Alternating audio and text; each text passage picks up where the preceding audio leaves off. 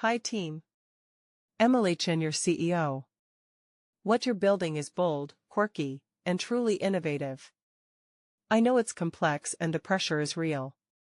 But this is how breakthroughs happen. Cat Alert combines safety, AI, and empathy, and that's exactly the kind of idea that moves industries. Keep going. Push smart. Ask for help when needed. Let's build something incredible. Emily.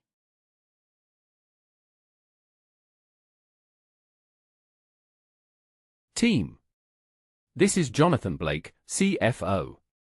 Let me be perfectly clear, a project of this scale and novelty will not receive funding without a thorough and documented risk assessment.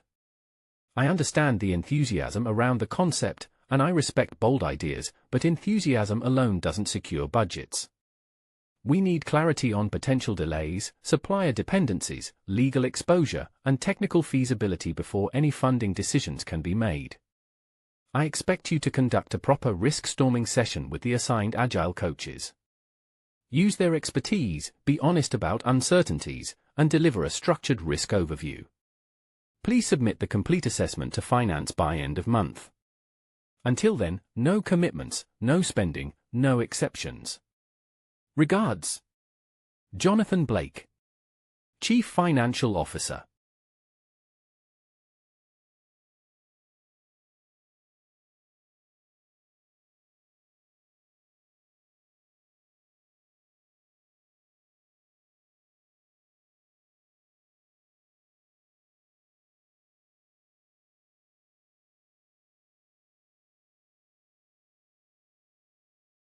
Hi, this is Laszlo from Pustatech in Hungary.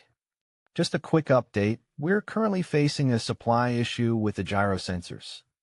As they're classified as dual-use tech, we've received a large top priority order from a Ministry of Defense. That order is currently consuming most of our production capacity, so realistically, we wouldn't be able to deliver before Q4. I realize this puts your Cat Alert plans in a tough spot, especially since, as far as I know, we're the only ones producing this specific sensor at that spec. That said, if your project suddenly became a bit more, let's say, strategically compelling, we might be able to reshuffle some priorities. Happy to discuss. Best regards. Laszlo.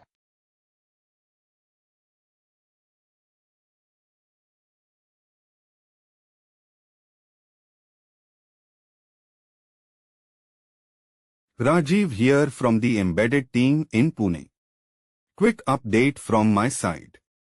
We could potentially save time by reusing our old meow detection model from the pet monitor project. Technically, it still works. But, and this is important, it was trained on YouTube videos. So, yes, it sometimes gets triggered by lawnmowers, crying babies, or even ducks. That means we'd risk false alarms, not ideal when emergency services are involved. We'd need to invest extra time for testing and filtering to make it reliable. I remember those risk storming cards, and if I had to pick now, I'd probably play technical debt because we're building on something shaky. Implementation, since it complicates integration and quality. And maybe even lack of expertise, if we are not confident tuning the model ourselves. It's not a showstopper, but I'd say the chance of issues is fairly high, and they could seriously slow us down if we don't handle them early. Let me know if we improve it or start fresh. Either way, I'm ready to support.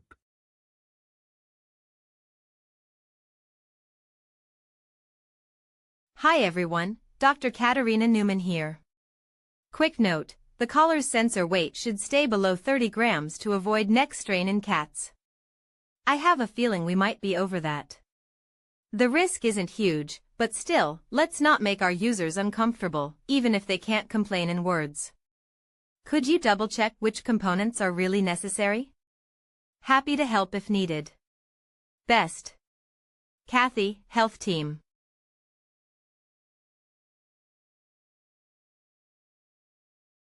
Hi everyone, This is Naomi Williams, HR business partner here in our Berlin office, originally from Chicago, now adjusting to German bureaucracy and Berliner Schnoz. Quick heads up. From an HR perspective, we're currently missing key skills for the AI side of the project, especially around machine learning for real-time audio and embedded systems. If we don't start addressing this soon, it's quite likely this gap will slow us down later, especially when we move closer to integration and testing. I'm happy to support the hiring process, but we'll need quick alignment on profiles and budget. Thanks, Naomi.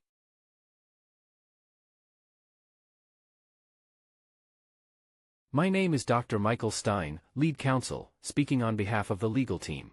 One key point I'd like to raise concerns the involvement of critical stakeholders, particularly emergency services such as the fire department. We cannot deploy a system like CatAlert, which triggers automated emergency calls, without obtaining a formal approval and operational agreement from the fire authorities. At present, I see no clear alignment or legal basis for such deployment. This poses a considerable risk if a false alarm or misfire were to occur. Without the fire department being informed or involved, it could lead not only to operational disruption, but also to legal disputes. My recommendation: ensure that key stakeholders like the fire department are actively involved in the development process, including reviews, testing, and an explicit go-live authorization. This is the only way to guarantee legal compliance and avoid conflicts down the line.